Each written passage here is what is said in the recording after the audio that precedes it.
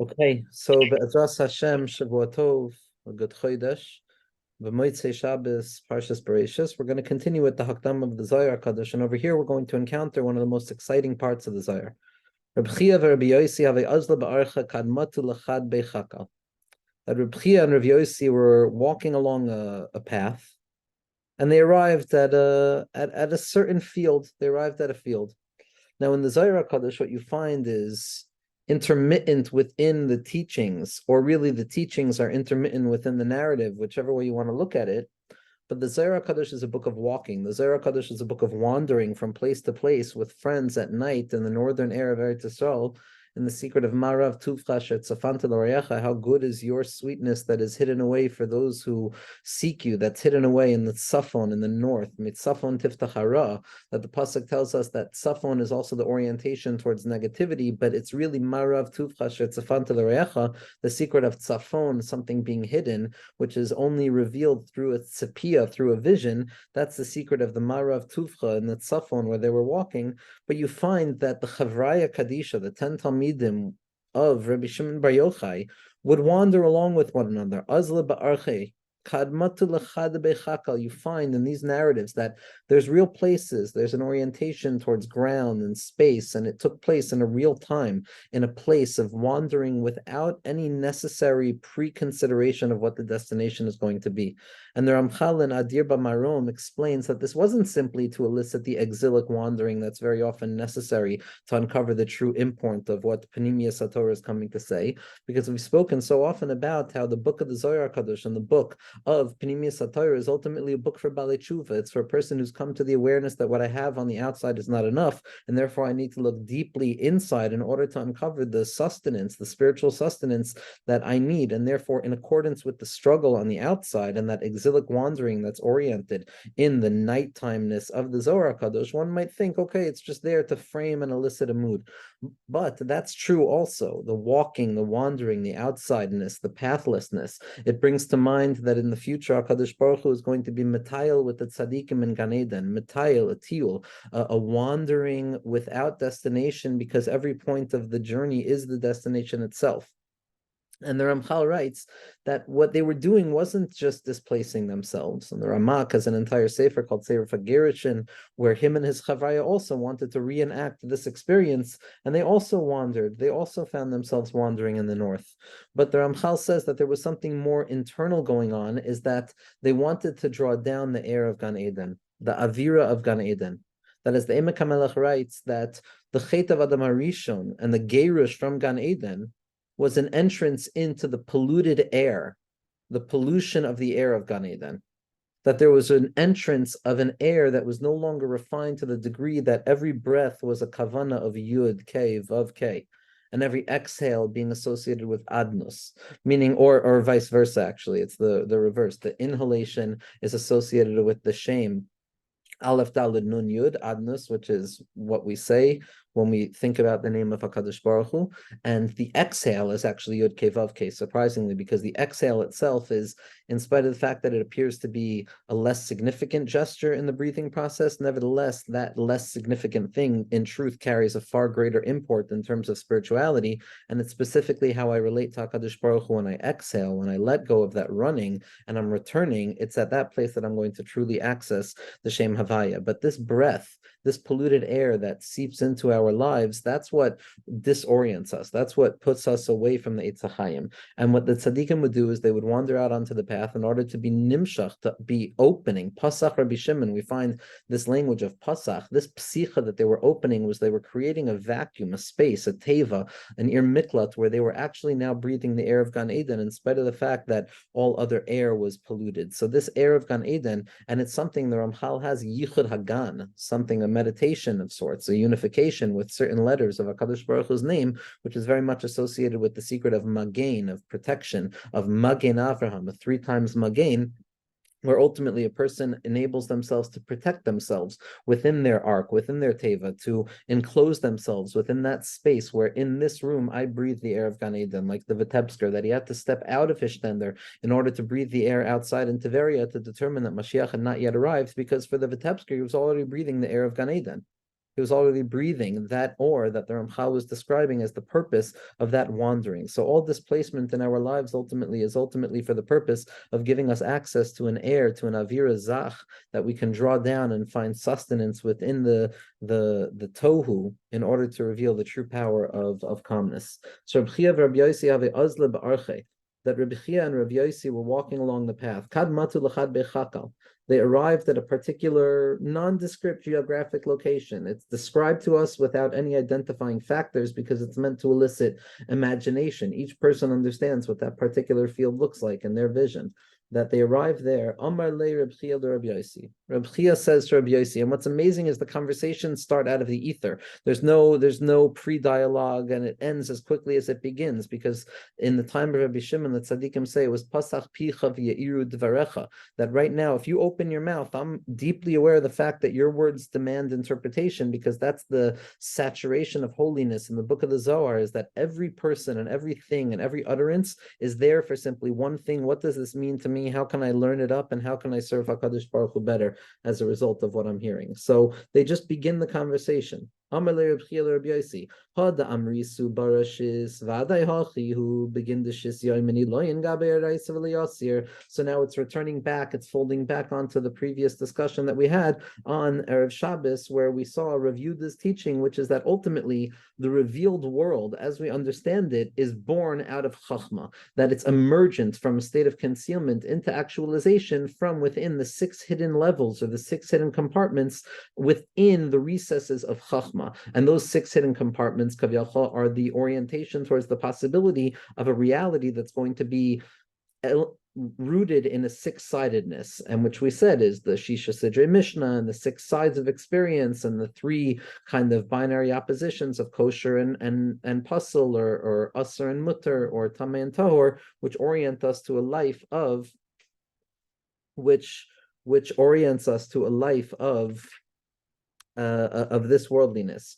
And so we saw in the Zohar Kadosh that it's rooted in Chachma, which is surprising, because we know that in truth it's really rooted in Bina. It should be Eim Habanim Smecha, that Bina is the source of the revealed world, which was the entire conversation in the previous part of the Hakdama to the Zohar Kadosh, which was the relationship between me and Ma. Over there we said me is Bina, that's the source of the revealed world of Ma, of those 6 sides. But now we seem to be saying that it's really Chachma. And ultimately what we said based on the Meforshim is that Bina is integrally connected to Chachma, and the father is integrally connected to the mother. Abba v'ima are train-reined le'misparshin, and there's Chacham b'Bina v'havin b'Chachma, and there's an interconnectedness between Chachma and Bina, which allows us to see how the revealed world is emergent from Chachma itself, in spite of the fact that we know that it's really emergent from Bina. And the Zohar Kadosh also told us that in truth it's not only Chachma. Chachma just heralds the notion that in truth the true source of all things is Keser, which we have no grasp of whatsoever, which is the ultimate point of contact with godliness. And so we're going to enter into this conversation now about the relationship, the interrelationship between the 6 parts of the future revelation of existence in their state of concealment prior to the revelation, where they existed in Chachma, and how that could be if we really know that it was really contained within the womb, which was the womb of Ima. So this is the conversation between Rabbi Chia and Rabbi Yossi. So Rabbi Chia says, Avada, there are 6 days of creation, meaning to say that the revealed world of creation is a 6-sided thing. There's a Chesed, Gvura, Tiferes, Netzach, Chod, and Yesod, and the purpose of it is to connect to Malchus, which is the Yam HaChochma, the Yam HaRabba, the Yam Shel Shleimai. And so this is oriented towards the fact that there's Shisa, Yom, and Eloi, and Gabe Oraisa V'Layosir. The Torah only discusses 6 illuminated and transcendent days. The days of Bereshis are Metzias, just as every day is a Metzias, because every day is just a Hamshacha of that first day of creation. Every Monday in reality is still rooted in the Yom Sheni, and every Sunday is the Yom Rishon. It's still just an iteration of that singularly created day. So the Human Lion, those original days that were prior to and above and beyond any conception of time limitation, that's all that we see. Those 6 days are how this world is created, and not more. So we see that this world is a 6-sided thing, which is why the language is Barashis, that it created a 6-sided thing. Achrinin Stimaninon. We know that every unit is comprised of 10, and there has to be a hidden concealed element of the binyan in order to ensure that it's not seen as just a separate thing. And so that's what's referred to as the Gimel Rishon, right? The three elevated spheros above and beyond, the six lower spheros of Keser, Chachma, Bina, and then including Das. So that brings us to 10. So what we have revealed in the Torah is the 6 days of creation, which represents the revealed world, and Achrinan, Stiman Inun, and the concealed element of those spheros which are concealed because of their power and intensity, which has no graspability by the human being, they remain concealed. And we're going to see the entirety of the Zohar Kadosh is this play between concealment and revelation. Aval chaminan goisitre bereshis damar hachi. But yeah, so Bereshis means that there were 6 created, but in truth, we have a secret that we've learned from the secret of creation. Galifi iglif hahustima kadisha goimayo idchad temira denakut kenekuda. And so the Zohar Kadosh now is going to discuss the interrelationship between Chachma and Bina and how the two of them interact with regards to the creation of the world. That originally HaKadosh Baruch Hu, as we said, engraved an engraving, a glyph, a glyphi aglyph, hahu stima'a kadisha, goy mavoy dechad temira denakat benakuda dena'ut sahu gelufa iglyph v'tamir. And so here the Zohar Kadosh is being masbir the relationship between Chachma and Bina. Chachma, and again, this is not simply esoterica, like we said, we're not speaking about Chas v'Shalom, things that are beyond us. We're speaking about the very fabric of who we are. Chachma and Bina are what we're discussing as Abba and Ima, the perspective of Chachma and the perspective of Bina. These are the very basic building blocks of what it means to be a human being. Chachma is the willingness to look at the world through a spiritual, holistic perspective that sees things and operating as a unified whole without disintegration, without struggle, without suffering. Things are bittul, betachlis. A person is aware of the fact that they are animated in every single moment by the infinite light that is perpetually animating with its vitality every aspect of existence. That's the bittul of Chachma. That's seeing things in a singular unity, no questions, no differentiation. And Bina, which is the heart, the source of emotionality, is the beginningness of limitation. It's emergent, it's a formation of pure content. Chachma is pure content. Bina is the formation and formulation, which by definition necessitates an act of cutting away and disintegration of ideas and the particularization of ideas, which breeds the possibility of multiplicity and shreikali mishtain, and it's an auditory experience of trying to retrieve an original voice that perpetually remains an echo, versus chachma, which is associated with something that appears fundamentally clear as a result of its kind of unified principle. And so over here, we're really asking the question, the Zohar is asking the question of, from whence does reality emerge? How are we to orient ourselves to the source of reality as we're trying to grapple with how we're supposed to orient our minds in this world? And in our understanding, if we're saying that it's like Bina, so then the focus is going to be on fragmentation. If we're saying it's on Chachma, then the focus will be on a holistic perspective. But as we know, each and every person experiences the grappling with both of these very often at the same moment. So what the Zohar Kadosh is coming to show us is that no, it's not only Chachma, and it's not only Bina. Chachma gives orientation towards Bina to enable Bina to do its job. And so without Bina, there's no Chachma. Without Chachma, there's no Bina, which means that we can choose to look at the world in two ways. I can choose to see the world with an absolute vision of Bittul, which is ayin, which is rooted in chachma, and at the very same moment, I can choose to live the world with an orientation towards my own self and the reflections that I have, which is the secret of ani, which is the secret of bina. And what the Zohar is teaching us to do is say that it's both.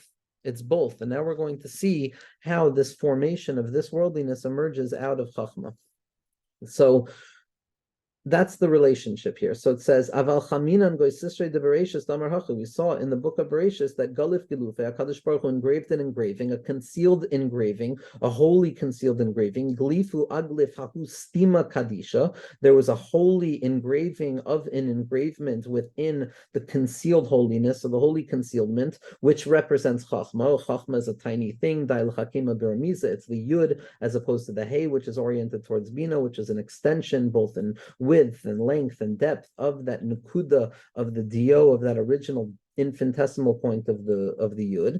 And so HaKadosh Baruch Hu engraves this hidden concealed point of chachma within the ma'aveh dechad temiru.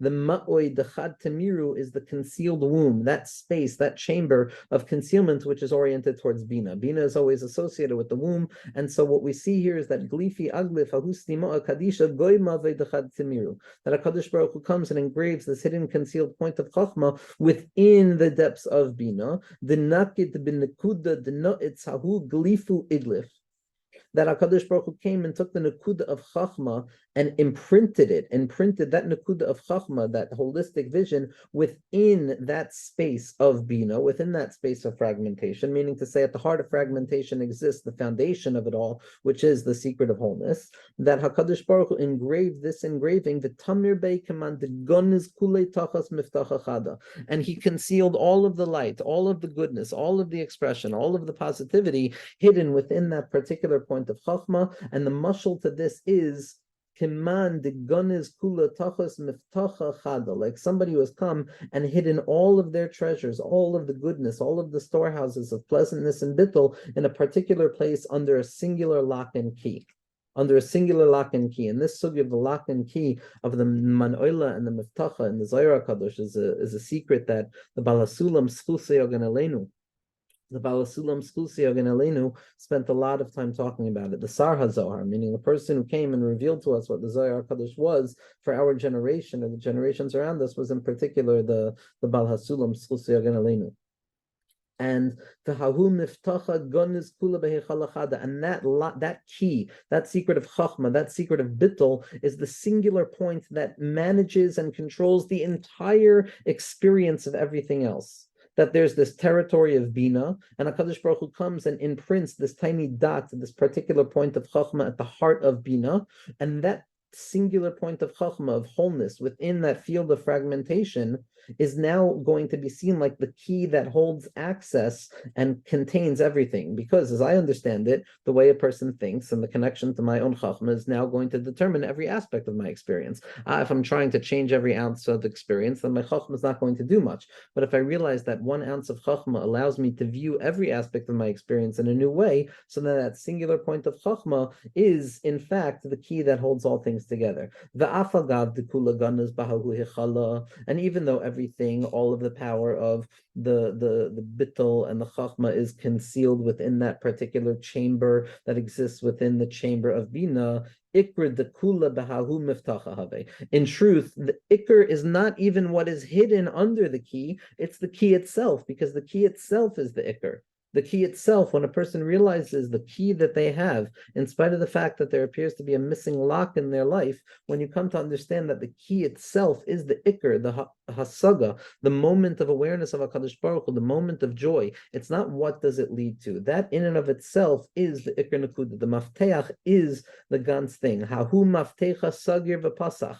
And this key, don't think that this key is only there to open, but it's there to close and to open. Closing first, sagir v'pasach. Concealment for the sake of revelation, as opposed to revelation for the sake of concealment. Everybody else wants pure revelation, which ultimately leads to a place of absolute concealment. The secret of the Zohar HaKadosh is that it's concealment itself that is Megala revelation. This is what the Ramak said, this is what the Arizal says, this is what the Gans Torah says. The fact that we can't see HaKadosh Baruch Hu ultimately. It's the concealment that gives birth to Amunah. In this Heichal, in this place, in this chamber of Bina, where in this key of Chachma rests, there are chambers upon chambers of concealment and hiddenness, one upon the other. Is tarin uvid stimu v'inen chamishan. Within this heichal of bina, that place where chachma is imprinted, there are gates that operate in concealment. And how many gates are there? There are 50 gates. The nun sha'arei bina. Aglifu la'arba sitrin v'have arba'in v'tesha. They are spread out across the boundaries of 4 walls of a quadrant in the guise of 49 gates. As the Chazal tell us that 50 gates of bina were created in Metzias and only 49 were given to Moshe Rabbeinu. Because in truth, the fact that it really says that Chamishe Tarin Nasnu L'Moshe, that all 50 were given and he only grasped 49. And there's a way to look that in truth he got all 50. But the secret of the 50th gate is chasarachas, the recognition that in the end of the day, all I can ever have hasaga on is 49, but not 50. And because as the Baal Shem Tov HaKadosh says, when a person comes to the Shar Nun of Bina, to that place of true bittul, what they come to realize is that there's another 50 gates and another 50 gates and another 50 gates, because we're never at the end. It's an ad ein soif, kedushas l'malam mikdusha seichem.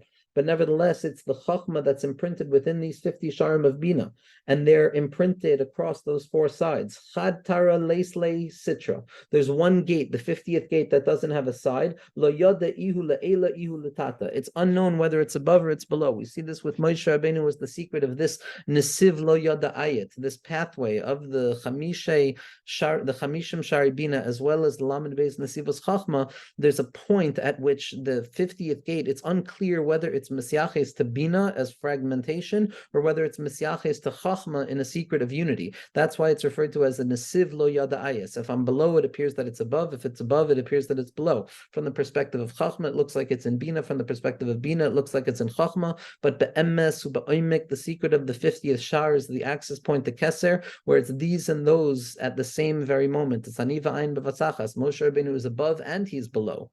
That the Nesiv Lo Yada Ayat, the 50th gate, is both grasped and ungraspable. It's grasped in its ungraspability. When we come to terms with the fact that we can't grasp it, that's the Giloy of Emuna. That's why specifically the Leshem Shebeva Chalema says that when it came to Moshe Rabbeinu's Bikesh Bakasha to have the 50th gate, to be Masig the 50th gate, so HaKadosh Baruch Hu says that, I'm sorry, you could only see the Achorayim, but you can't see the Panim. Hareini Nas Kvedecha, show me your kavod. The kavod, the Magala Mukos is Masbir in Parshas V'Eschanan in the 252 in that he's Masbir on the first pasuk of Eschanan, that kavod is a bakasha to understand the Shar Hanun, which with that a person can be zeicha to Eretz Yisrael, because the Shar Hanun of Tuma is what we're trying to escape from. Ultimately, that's lo yachul lehitmameya. That's the hisayrus, when a person feels that they're stuck, mamish, nowhere to go. That's the hisayrus that HaKadosh Baruch Hu takes them out of Golus, and at that moment the person is thrown into the Nun Shar of Bina, and that Nun Shar of Bina is what's necessary in order to have the Amtaka. There's a Maisa with the Rebbe of Reb Baruch, where the Rebbe of Baruch, there was a Talmud of his who was thinking and thinking and reading until it came to a point of unanswerable questions, to the degree that it began to truly disrupt his faith. And his faith was disrupted more and more, until the Rebbe of Baruch had not been in touch with him. And the Rebbe of Baruch knew that he was going to be in a certain place, and he stayed in that certain place that this person came to. And in the middle of the night, this Talmud came to the Rebbe of Baruch's space where he was staying, knocking on the door, and he says, Rebbe, I've found myself at the brink and I can't return anymore. I found myself at the brink and I can't return back to that simple faith. And the Rebbe of Baruch, Kedarcha B'Kodesh, very gently told him, not Kedarcha B'Kodesh, that he was always gentle. Even when it was harsh, it was very gentle. Of Is Rugza de Ikra Baruch, as the Zohar Kadosh says, that there's a certain blessing that is referred to as Baruch. And that blessing that's referred to as Baruch is what the Rebbe of Baruch, who was known for his fierceness in terms of the ferocity that drew down the bracha, so he died with his finger on the Zohar Kadosh that says Is Rugza de Ikra Baruch. And the Rebbe Baruch said to this Talmud who had lost himself, and he said that in truth every shaila has an answer, and that's what a gate is. One of the gates of Bina is a question and an answer. But when it comes to the 50th gate, there's only a question but no answer other than Emunah. You've come to the 50th gate and you've had the question, but you didn't give yourself access to the answer. Come, let's traverse this void together. And so this secret of the Nesiv Lo Yada Ayat, this Shvil, the Shvil and the Nesiv, the connectivity between the Shvil, which is oriented to Chachma, which is oriented to Bina, and the Nesiv, which is oriented to Chachma, two different pathways, two different notions of spatiality and limitation and constriction and expansiveness, if a person wants to think that way. And ultimately, it's this place where we come in contact with the secret of Chachma and Bina at once, which is Lo Yada, I don't know, because when I feel good, that's true, and when I'm not feeling so good, that's also true, because at the heart of the not goodness is the secret of goodness, that the self and the annihilation of self are both representative of a fundamental expression of HaKadosh Baruch Hu, and that's the secret of the Shar Hanun. Lo yada ihu la'ela ihu l'tata. It's unclear to us whether it's above or whether it's below. And then there's another girsa over here, that says ihu le'ela v'ihu letata. It's not just that it's unknown whether it's above or it's below. It's the fact that no, ihu le'ela ihu letata. It's above and it's below. And be'emes, this answer, the shar hanun, is ultimately perfectly encapsulated within whatever textual addition this Sefer HaZohar of Musadar of Cook is using. Because on the one hand, it says lo yada ihu le'ela ihu letata. The revealed text says we have no idea. The concealed text that's hidden within the parentheses is ihu le'ela v'ihu letata. That the parentheses of our lives is fully aware of the fact that both are true at the very same time. As a result of this unknowability, the gate remains locked. But when we come to terms with the fact that that lockedness is really the access point, so then we can gain access to it. Within all of these gates, there's a particular lock, the manoila. Manoila is a lock, as opposed to the maftacha, which is the key. The key is chachma.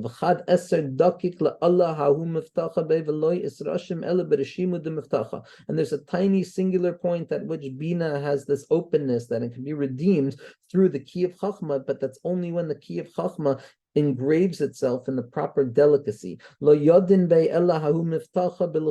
only entrance point, the only way of opening up all of those gates of Bina to illuminate the light of Chachma within all of the differentiation of Bina is with the Nakuda of Chachma, the Nakuda of Bittul, the Nakuda of Simcha, the Nakuda of Hiskashers Panimi to the Or Ein Sof that's Shira on all revelation in this world in spite of how Magushim the Kalim look. That's the secret of Olam Atzilus, that's the Bittul of Chachma, to enter into a place of Menucha, to enter into a place of Menucha Muchletes, where a person is fully aware that things on the outside in the world of Bina need a lot of work, but I have to be able to hold on to the secret of Chachma, which remains to be the key. And it's with regards to this secret, Bereshis bara Elokim, that the pasuk says Bereshis, which is the secret of Chachma, bara Elokim. Bereshis dam miftacha. Bereshis is Chachma, and therefore it's the key which contains everything. The kula sasimbe, all possibility of refinement of Bina, which is the true source of revealed reality as we understand it, is concealed within that secret of Chachma, because everything is dependent on whether I have this Nakuda of Chachma or not, as the Balatanya says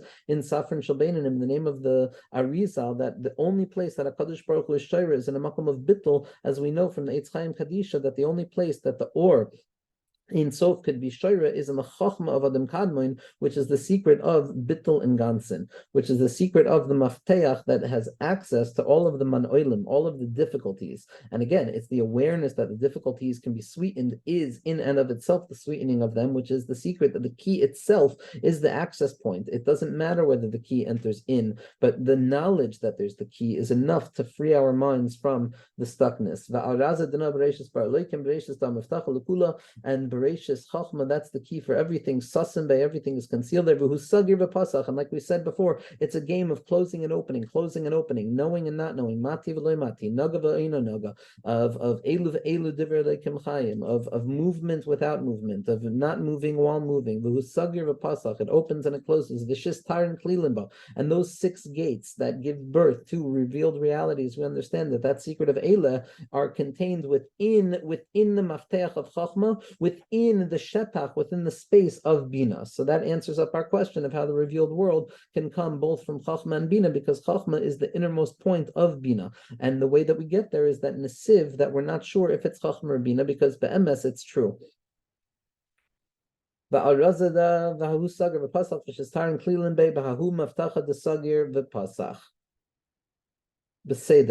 Let's do one more line, Be'ezras Hashem. Kad sagir inun tarin v'kalin loy begave. When these gates are closed and locked away under that nikud of chachma not yet revealed, the kalin loy begave are contained within it in a state of potentiality. Kadein vaday chsiv bereshis mila galia bechlal mila stima'a.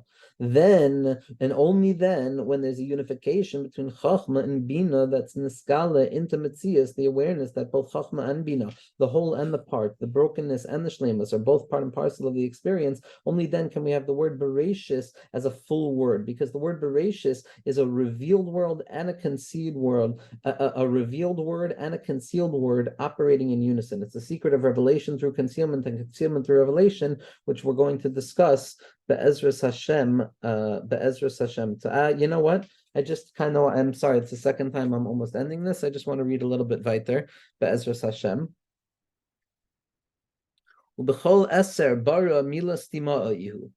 Every time that we see the word bara, right? We're going to say that the word Bereshis is a word that contains something concealed and revealed in it. So over here we say B'chol Eser bara. The word bara is a mila stimaihu. It represents something concealed. How can we say bara represents something concealed? It means something built and created and revealed. Elama, the whole world stands upon a secret, and everything that we come to is just simply revelation of Malchus Agnuza Bereshit Lois Yad, and we come to the Hakara that I don't know anything, and I'm mevatel myself back to the Rebbeinu Shalom. So yes, bara means the representation of something, a reflection of something, showing something, but at the very same moment, it means something that is concealed. Sagir v'loy pasach. It's a word that implies something that is closed and not opened. Amar Rav Yosi, who was walking along with Rav Chia next to this field, and he hears this teaching of Rav Chia with regards to the word Bereshis, which means Barashis. Amar Rav Yosi, v'adai hachihu. Obviously, this is true. It's certain to me that this is true. Why is it certain to Rav Yosi that the words of Rav Chia are true? Why is it certain to him without any shadow of a doubt? V'shamina lebutzina de kadisha de amar hachi. Because I heard Rashbi say this, the Butzina Kadisha, the illumination, the flame that illuminates the Chavraya Kadisha, that which gives them the vitality to continue on in their wanderings and the wanderings of Torah and the Torah of wanderings, is the secret that they had a Rebbe, they had a Tzaddik, they had an Amud, they had something to hold on to. They had the Torah of Bereshis, they had Moshe Rabbeinu, they had Rabbi Shimon Bar Yochai, they had Rabbeinu the Arizal, they had the Baal Shem Tov HaKadosh, they had Rabbi Nachman, they had the living tzaddikim in our generation, and that's what we're doing when we're learning the Zohar HaKadosh. We're hearing the teachings of Reb Chia, profound teachings, but in the end of the day, why are these teachings profound? Because I received these teachings from Rabbi Shimon Bar Yochai, Kedai Lismoch, which means that Panimius HaTorah reveals that all of the imaginings that I give myself to be mamtik zayin on the matziv that I'm in, or in the matziv that Klal Yisrael is in, on the matziv or whatever the moment is in, that's okay. That's okay to utilize the chachma, to utilize the bittul, to utilize, because kedai lismoch, our tzaddikim said it. Our tzaddikim gave us reshus for this dimyon and for this emunah. But Ezras Hashem, it should be a good week, and we'll continue with the Zohar HaKadosh.